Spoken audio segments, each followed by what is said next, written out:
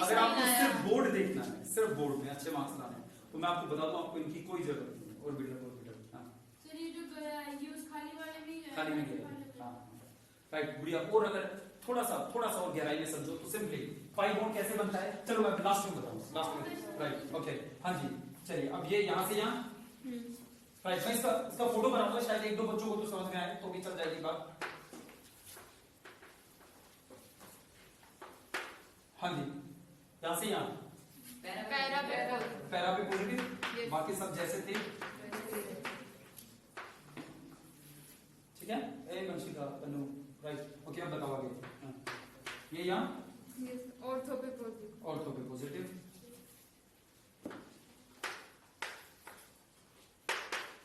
इस बार पेपर को देखकर आप घबराओगे नहीं तो ऐसी कोशिश रहेगी। ओके अब तक इतनी लॉकडाउन में हमारी हालत अपनी कर रखी है। ये यहाँ से यहाँ तो लास्ट में क्या बनेगा बोलो।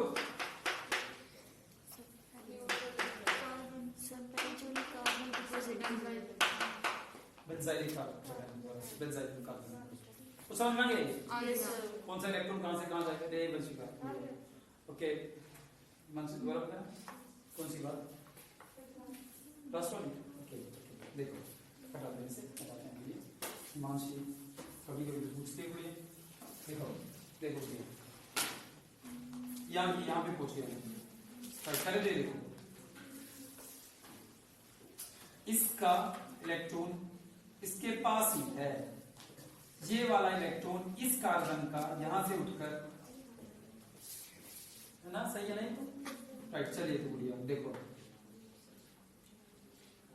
ये ठीक है ओके। देखिए ये इलेक्ट्रॉन ये कार्बन है, ये कार्बन है राइट। इस कार्बन को मैं ए नाम दे देता हूं, इस इलेक्ट्रॉन को ए के पास ए इलेक्ट्रॉन सही है। जब तक हाँ नहीं करोगे मैं पूछ करूंगा, जब गिरते कहते हाँ फटाफट मैं आगे चलता हूं ओके। अच्छा बी इलेक्ट्रॉन के पास, बी कार्बन के पास बे इलेक्ट्रॉन ठीक है, और इस कार्बन का नाम है सेल राइट।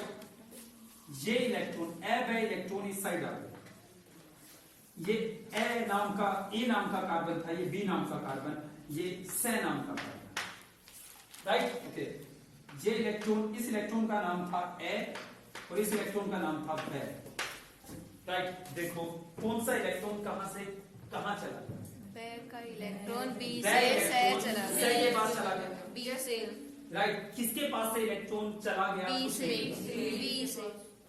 बी से तो बी पे कैसा था पॉजिटिव डन राइट। चलिए अब एक स्टेप और आगे चलते हैं, जो आपने पूछा था दोबारा से नाम देते हैं। इस बार इस इलेक्ट्रॉन को एक्स नाम दे देते हैं, इस कार्बन को सॉरी, और इसको वाई नाम दे देते हैं, और इस कार्बन का नाम तो बी हमने पहले रखा हुआ राइट ओके। ये यहां से यहां ओके, और जो ये इलेक्ट्रॉन है इस इलेक्ट्रॉन को क्या नाम दे, छोटा एक्स राइट, छोटा वाई ओके। तो एक्स इलेक्ट्रॉन यहां से यहां आ गया, बताइए छोटा एक्स शाबाश भैया, बड़े एक्स से बी के पास चला गया। बस इसको देखना है, छोटा एक्स बड़े एक्स अरे ओके कहां गया, बी के पास, बी के पास किसका इलेक्ट्रॉन चला गया, बड़े बड़े एक्स कार्बन का राइट। तो इसमें पॉजिटिव नहीं गुड़िया ओके। तो ये आपके पास है, इस तरीके से हम ये रेजोनेंस हमने बनाया सर हाँ। सर ये डीएक्टिवेटिंग ग्रुप होगा नहीं ये इंटरमीडिएट है भैया, इट्स नॉट ए ग्रुप, ये रिएक्शन के बीच में बनेगा बस। ये डीएक्टिवेट या एक्टिवेट करने की बात नहीं है। ग्रुप होते हैं NO2 OH Cl, इनको हम एक्टिवेटिंग या डीएक्टिवेटिंग कहते हैं, बट अगर आप उस पॉइंट ऑफ व्यू से देख भी रहे हैं यस तो ये डीएक्टिवेटिंग है। सर आपने कल कहा था ना कि मतलब जब लास्ट वाला स्टेप होगा तो उसमें कोई सा भी बॉन्ड का इलेक्ट्रॉन जाएगा तो वो सेम ही बात है, पर इसमें सेम बात नहीं होगी ना शायद। कौन सा गुड़िया, इसमें तो जो खाली ऑप्शन में इलेक्ट्रॉन आएगा वही जाएगा ना वापस। हाँ जी वही जाएगा वही जाएगा। मतलब आप ये कहना चाहते हो कि इस बोर्ड को हमें ऐसे दिखाना चाहिए नहीं अच्छा वो हाँ खाली और हाँ जी वो जो पाई बॉन्ड बना रहा था ना वो तो पाई ही जाएगा वो अल्टीमेटली। अच्छा सुनिए भाई साहब, कार्बोकैटायन स्टेबल हुआ या अनस्टेबल हुआ इस रेजोनेंस से, स्टेबल क्योंकि कुछ टाइम के लिए ही सही चार्ज चला गया, उसका चार्ज कम हुआ ना, इलेक्ट्रॉन वहां आ गया, देखो न्यूट्रल हो गया रेजोनेटिंग स्ट्रक्चर में राइट, तो वो स्टेबल हुआ। अच्छा एक चीज देखो, अब मैं आपको एक बार ऐसी चीज से मिलवा रहा हूं जो आपको कंफ्यूज करेगी, बट क्या कर सकते हैं, काम ही ये है शायद हमारा कि आपको कंफ्यूज रखना। ये जितने ज्यादा आप कंफ्यूज होगे उतनी ज्यादा आप साइंस को सीखोगे। ये आपके पास है, मैं सिर्फ आपको पाई बॉन्ड दिखा रहा हूं और ये खाली ऑर्बिटल, ये खाली ऑर्बिटल है, ये तो जान गए थे ना सभी, राइट। ये दोनों कार्बन के बीच में कौन सी ओवरलैपिंग हो रही है, साइडवेज पाई बॉन्ड बनने वाली बात की मैं कर रहा हूं। तो इन दोनों में साइडवेज ओवरलैपिंग हो रही है, राइट। ये पाई बॉन्ड बन रहा है इन दोनों के बीच, इन दोनों के बीच जो पाई बॉन्ड बन रहा है वो साइडवेज ओवरलैपिंग से, इन दोनों के बीच जो पाई बॉन्ड बन रहा है इसका एक्सरे कर दिया हमने अंदर से, ये ऐसा, राइट। ओके, अब जरा देखो आपने क्या किया, इसको यहां से यहां भेज दिया, मतलब इस ओवरलैपिंग को यहां से यहां भेज दिया। इसका मतलब ये ओवरलैपिंग यहां से गायब हो गई, है ना। ये दोनों इलेक्ट्रॉन यहां से उठकर यहां आ गए, मतलब ओवरलैपिंग यहां हो गई ना, राइट। कहां हो गई, ये ना, कहां पे गया हमारा फर्स्ट स्ट्रक्चर, ये, राइट। ये ओवरलैपिंग यहां होने लगी। मैं ये बताने की कोशिश कर रहा था आपसे कि कैसे उस बनने वाले कार्बोकैटायन का खाली ऑर्बिटल पाई बॉन्ड बनाता है, कैसे ओवरलैपिंग करता है, राइट। ओके, ये ऑर्बिटल अब खाली बच गया, इसका हाल कैसा हो गया, जैसा हाल इसका, राइट। उसमें पॉजिटिव चार्ज है। अगले स्टेप में ये जो ओवरलैपिंग है ये यहां से खत्म होकर इसके बीच आ गई, राइट। इसका हाल, इसके अलावा मैं एक और बात आपको बताना चाहता हूं ना, थिंक अबाउट इट, कि ये पीजेड है जो साइडवेज ओवरलैपिंग कर रहे हैं, ये पीजेड है ये साइडवेज ओवरलैपिंग कर रहे हैं, राइट। अगर ये पीजेड ना होकर पीएक्स होता, नहीं कर पाता। सर कहना क्या चाहते हो, पाई बॉन्ड यहां से उठकर वहां चले गए, इसका मतलब ओवरलैपिंग इन दोनों के बीच से हटकर उन दोनों के बीच हो गई। ये जरूरी था कि ये तीनों एक ही प्लेन में रहे, अगर ये आउट ऑफ प्लेन है तो नहीं होती, सेम प्लेन में रहना जरूरी है ओवरलैपिंग का, तब रेजोनेंस पॉसिबल होता है, राइट। तब पॉसिबल होता है, तब वो घूम पाते हैं। डन बच्चों, राइट। बहुत मायने रखती है रेजोनेंस के लिए ये बात, बस मैं ये बताने की कोशिश कर रहा था प्रिया सुहाग उस टाइम, ओके, जो आपको कंफ्यूज कर रही थी जो बात वो ये। चलिए बच्चों, तो ये अच्छा एक और बात बताओ, खत्म करना है, ये टाइप्स ऑफ रिएक्शन स्टार्ट करवानी आज, ओके। देखो बच्चों, एक और बात बताओ, ए राखी स्क्वायर, ये बताओ भैया, ये कार्बन पॉजिटिव चार्ज, ये H, ये H, ठीक है। इस H को हटाकर मैं एक और बेंजीन लगा दूं, रेजोनेंस बढ़ गया या घट गया, बढ़ गया, ये रेजोनेंस शो करेगा, फिर इसका नंबर आ जाएगा, नहीं आया समझ में, राइट। इस H को हटाकर अगर मैं यहाँ पे भी एक बेंजीन लगाऊं, सबसे स्टेबल कार्बोकैटायन है तीनों में से, ठीक है, ओके। ये इतना स्टेबल है, पता नहीं कितनी लाइन आपको मेरी बात समझ में आएगी। इंटरमीडिएट समझते हो ना, इंटरमीडिएट को हम बना नहीं सकते, बनाकर डब्बे में नहीं रख सकते, क्यों, ये ऐसा इंटरमीडिएट है जिसे MIT Manchester institute of technology ने आई थिंक 2009 या मतलब जो भी इन बिटवीन दीज इयर्स इसको बनाकर आइसोलेट कर दिया था। ये इतना stable carbocation, right. The first carbocation, the first intermediate which was isolated by MIT in US, that is our this carbocation, इसका नाम है ट्राइफिनाइल कार्बोकैटायन। कोई पूछेगा नहीं आपसे, बस मैं वैसे ही बताऊं कि बेंजीन इसको इतना स्टेबल कर देता है कि ये कुछ और बनना ही नहीं चाहता, मतलब बहुत लाइफ इसकी बहुत ज्यादा हो जाती है। MIT सुना है, या नहीं, इंटरमीडिएट ही है, इसको बना के रख लिया, पर वो कंडीशन कुछ ऐसी दी उन्होंने, इसको हम अपनी पास बना के नहीं रख सकते, कुछ और ही बनेगा, अल्टीमेटली तो ये कुछ और ही बनेगा। बट पॉइंट ये था कि ये इतना स्टेबल था कि इसे कुछ देर के लिए 5-6 सेकंड के लिए हमने इसे ट्राइफिनाइल कार्बोकैटायन, ट्राइफिनाइल, तीन phenyl, again benzene, triphenyl carbocation, right. ये पहला इंटरमीडिएट जो इंसान ने आइसोलेट किया। अब हमारे पास बहुत सारे इंटरमीडिएट ऐसे हैं जिसे कैसे ना कैसे हम उसे आइसोलेट कर ही देते हैं, राइट। टेक्नोलॉजी बहुत एडवांस हो गई, ओके, और होती जा रही है। ये पैंडेमिक का बुरा असर हमें देखने को मिलेगा, बट अच्छा असर भी देखने को मिलेगा। जो रिसर्च हुई है लैब में दिन रात, उसके परिणाम देखिए। आगे आपको नई नई और बीमारियों के बारे में पता लगेगा, उनके इलाज के बारे में पता लगेगा। ओके, तो इसके अच्छे असर भी दिखने बाकी हैं और बुरे भी। खैर, ये आपके पास ट्राइफिनाइल कार्बन। ठीक है बच्चों, मुद्दे पे आते हैं। मुद्दा है अब हमारे पास हाइपर कंजुगेशन। हाइपर कंजुगेशन, फिर हम करेंगे types of reaction. Types of reactions.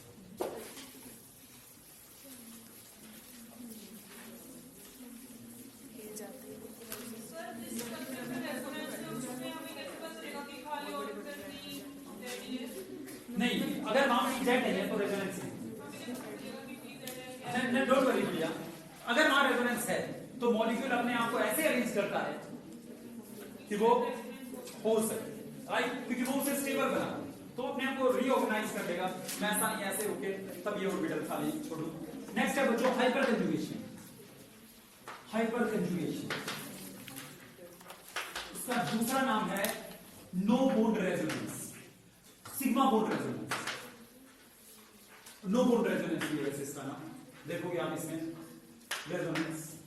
और इसका नाम नेथन बेकर इफेक्ट भी है। नेथन बेकर इफेक्ट आसान सा है, वैसे तो कुछ नहीं है। रेजोनेंस ये है नेथन बेकर इफेक्ट। सर फिर वो दोनों अटैच कैसे रहेंगे रेजोनेंस में? Sorry? सिग्मा बॉन्ड ही शिफ्ट हो गया। हाँ हाँ, ये बहुत, इसके ऊपर रिसर्च अभी भी चल रही है नेथन बेकर इफेक्ट पे, हाइपर कंजुगेशन पे। बहुत क्लियर आंसर हमें अभी तक नहीं मिले इसके बारे में। हाँ बोलिए, क्या पूछ रहे हो? सर अगर सिग्मा बॉन्ड रेजोनेंस होगा तो वो तो इंडक्टिव इफेक्ट ही बन जाएगा ना? नहीं, रेजोनेंस, इंडक्टिव इफेक्ट और रेजोनेंस में फर्क है। रेजोनेंस होता है शिफ्ट होकर चले जाना, वो पाई आगे वही चला रह ये के शिफ्ट होना। उसमें तो इलेक्ट्रॉन खींचता है रस्सा कसी। इंडक्टिव तो ऐसा है ना। ओके, चलिए बच्चों देखो,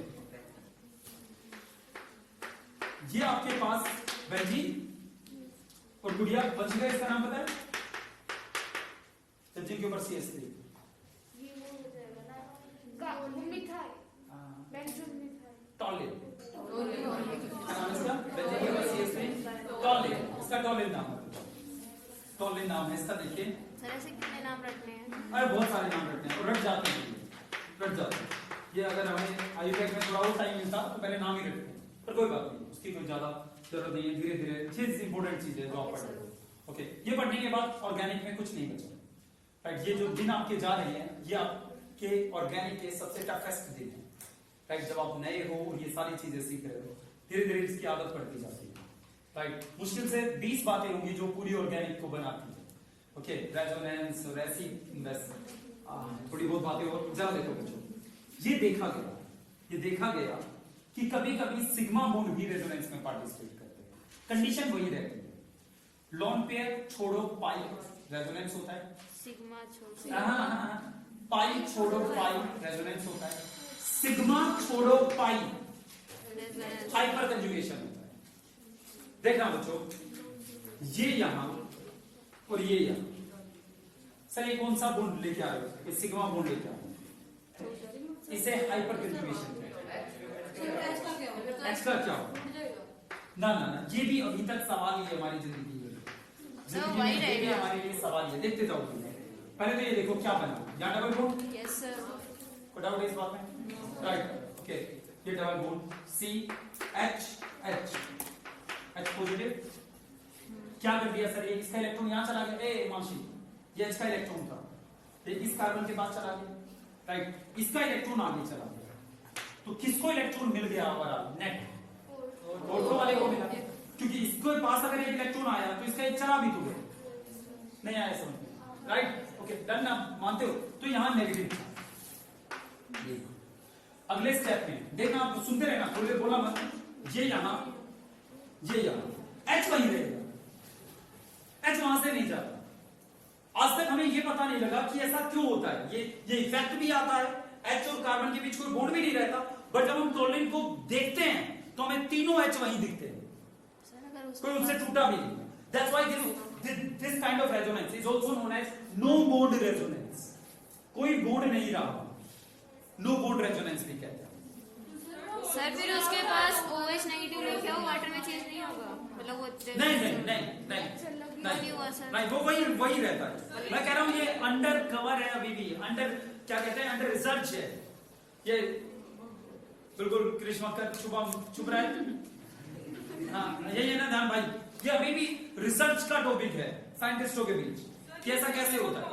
हाँ जी ये स्टेबल है, स्टेबल है। इसके एविडेंस मैं दूंगा कि सबूत दीजिए कि ये होता है। इसके सबूत हमारे पास हैं, राइट। इसके सबूत मैं आपको अभी बताऊंगा क्या है। पर ये देखो ये यहाँ अगले स्टेप में क्या बनाओगे, कार्बन H पॉजिटिव नहीं रहेगा, पैरा पे नेगेटिव, राइट, और पैरा पे नेगेटिव, राइट। अगले स्टेप में ये यहाँ कुछ समझ में नहीं आया, पर नॉर्मल रेजोनेंस ही है यार। ओके चलिए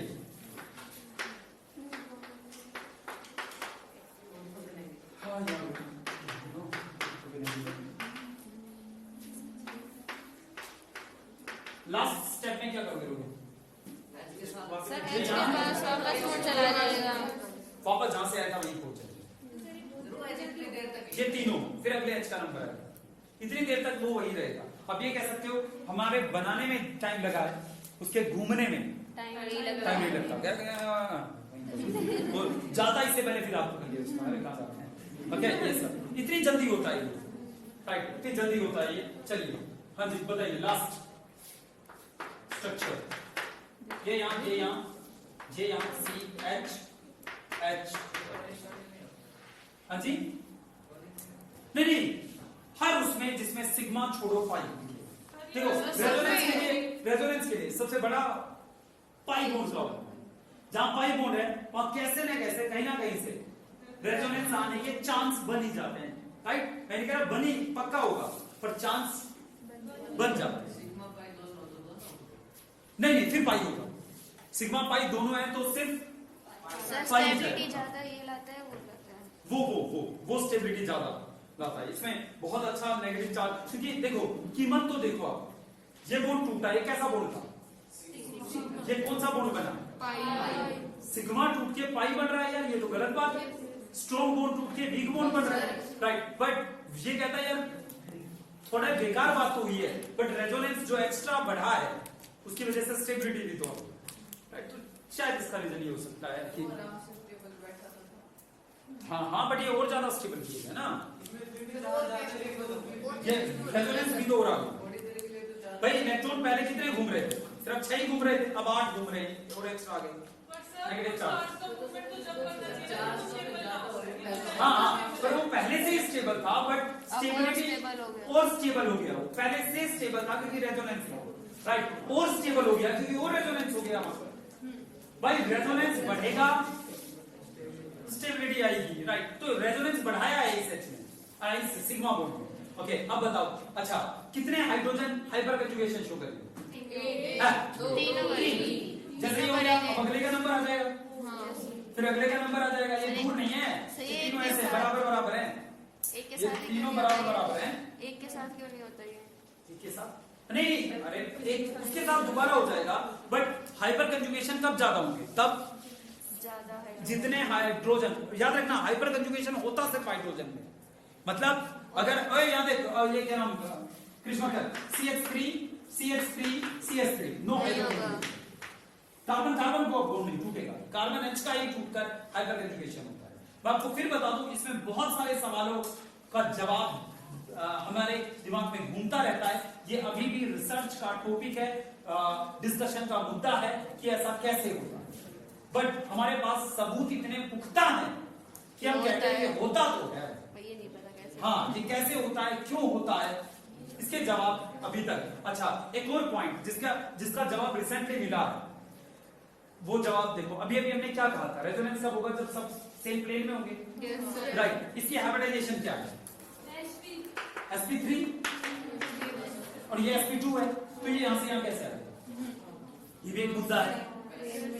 sp2 ही घूमते हैं ना, राइट। ओके तो इसमें साइंटिस्ट कहते हैं कि जो रेजोनेंस होता है, आपको समझ नहीं आएगी बात, रेजोनेंस की प्रॉपर डेफिनेशन है मैचिंग ऑफ फ्रीक्वेंसी। कुछ टाइम के लिए इसकी फ्रीक्वेंसी, बॉन्ड ऐसे वाइब्रेट करता है, उसकी फ्रीक्वेंसी होती है, उसे फ्रीक्वेंसी कहते हैं उस बॉन्ड की। इस बॉन्ड की फ्रीक्वेंसी इस पाई बॉन्ड से मैच कर जाती है, राइट। इसकी वजह से ये यहां आ जाता है। छोड़ो इस बात को, पर फिलहाल हमारे लिए ये बहस का मुद्दा जरूर है कि ऐसा क्यों होता है। राइट, सिग्मा टूटा, पाई बना, sp3 से sp2 में चला गया। राइट, अगर दो हाइड्रोजन की फ्रीक्वेंसी एक साथ मैच कर गई तो हाँ, तो वो एक कोई ऑर्बिटल तो एक कोई एक्सेप्ट करेगा, किसी एक को, शायद किसी को भी ना करें इस चक्कर में। हाँ, तो खैर ये कोई, मैं सिंपली ये बता रहा हूं कि ये होता है, जस्ट लॉजिकल नहीं है पर ये होता है। बहुत सारे लॉजिक कहते हैं ऐसा नहीं होना चाहिए, पर ये होता है हाइपरटेंशन। इसके सबूत देखिए क्या है, बना लिया? राइट, चलिए बच्चों ये बताओ, अगर मैं कोई इलेक्ट्रोफाइल लेके आऊं तो ये कहां जाएगा? अरे भाई चंचल, इलेक्ट्रोफाइल मतलब इलेक्ट्रॉन लविंग। राइट, इलेक्ट्रॉन से लव करने वाला वहां जाएगा जहां इलेक्ट्रॉन है। इलेक्ट्रॉन कहां है? ये भी आपने हाइपरकंजुगेशन से देखा है। राइट, राइट, तो हमारा जो प्रोडक्ट बनता है वो ये बनता है CH3, इलेक्ट्रोफाइल यहां पर जुड़ गया, प्लस दो प्रोडक्ट बने, ऑर्थो में जाकर जुड़ गया पैरा पे।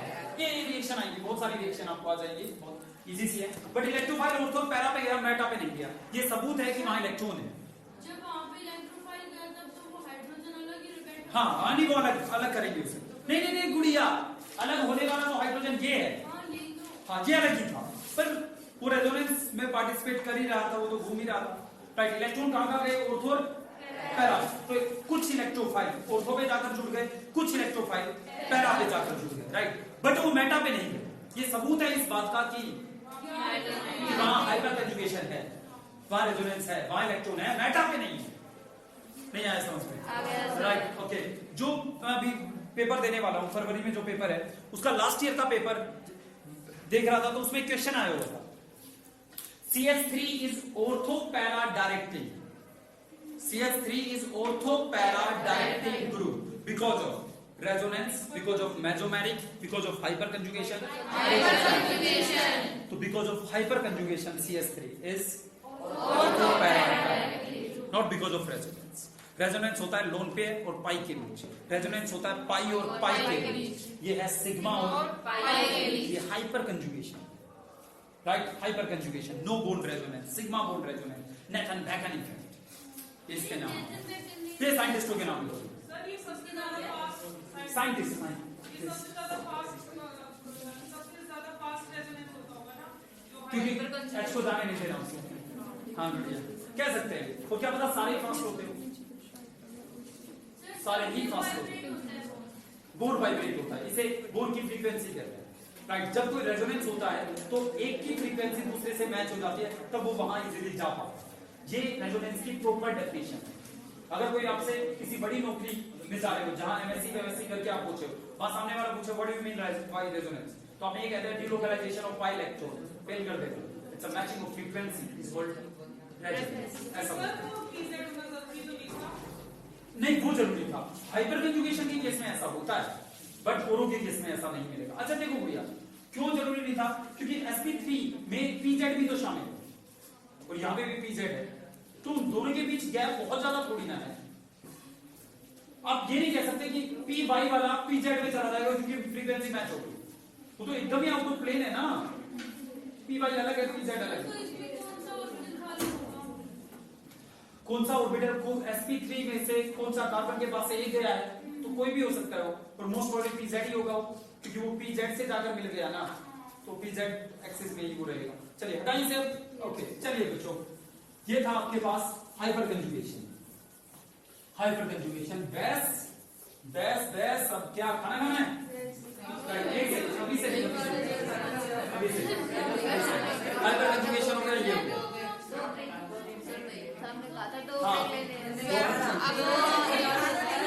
चलिए बच्चों, नेक्स्ट हमारा टॉपिक है टाइप्स ऑफ रिएक्शन। अब थोड़ा सा रिलैक्स कर दीजिए।